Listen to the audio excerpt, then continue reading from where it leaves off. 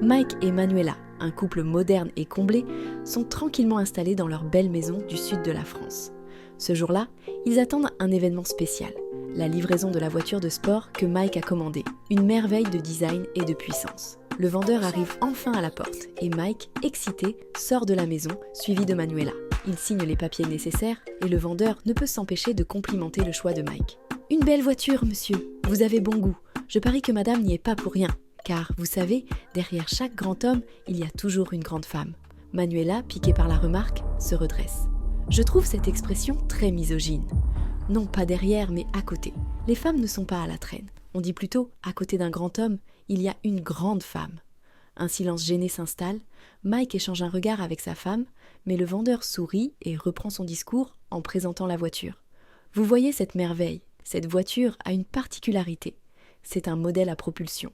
Ce qui la rend plus rapide et puissante, c'est parce que le moteur est situé à l'arrière. Grâce à cette position particulière qui fait aussi sa valeur, la voiture peut se propulser avec une force extraordinaire. Puis, il se tourne vers Manuela et ajoute « Quand on dit « derrière un grand homme », en réalité, on ne vous relègue pas au second plan, on ne voit pas une femme effacée, mais on affirme bien la force invisible qui propulse le couple en avant. C'est la femme qui est le moteur et l'homme le pilote de voiture. À quoi sert une voiture sans moteur ? Et vous, qu'en pensez-vous ?